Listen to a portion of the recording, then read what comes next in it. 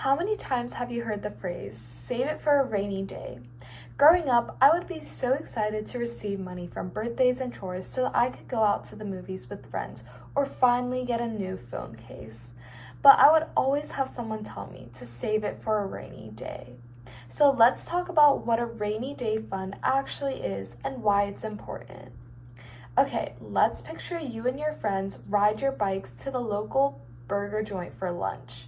You brought enough money to enjoy a burger and fries. On the way home, your bike tire blows out. After a long walk home, you decide you have to fix the tire on your old bike.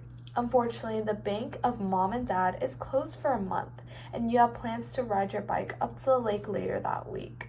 So you decide to fix this tire yourself.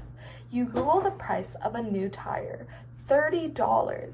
While that may not be expensive, little emergencies like these add up, and you just spend your last chore earnings on lunch. This is where a rainy day fund comes in handy. A rainy day fund is a stash of money that you have saved up over time to cover your expenses you were not planning on, like a flat tire. So, how do you start a rainy day fund? Start by keeping about $10 to $30 out every time you earn money and keep it aside in a separate pile. You can even put it in an envelope called Rainy Day Fund to help you remember. They even make a special savings account called an interest-bearing savings account too.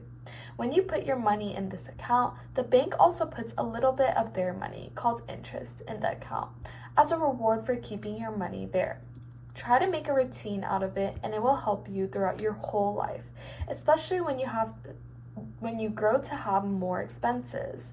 By doing this, you are paying yourself first and saving yourself lots of stress, as you will have enough money to cover your tire and other emergencies. Now, let's talk about what you guys consider to be an emergency.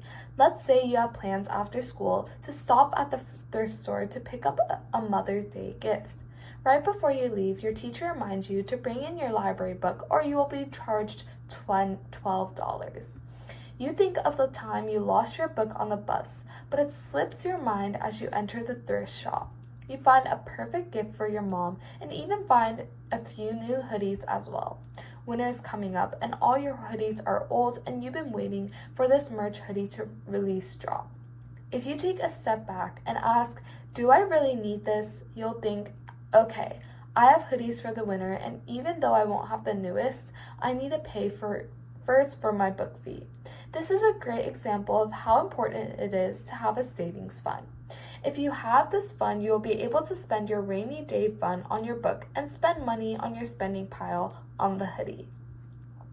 Besides saving for emergencies, it's also fun to save for the things we want. Have you ever wanted to buy a new phone or sports equipment or even take a trip to Six Flags with friends?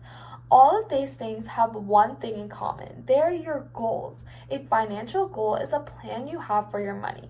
It works the same as a rainy day fund. Say you set out $25 each time you earn money, and by December, you have enough to buy yourself a phone.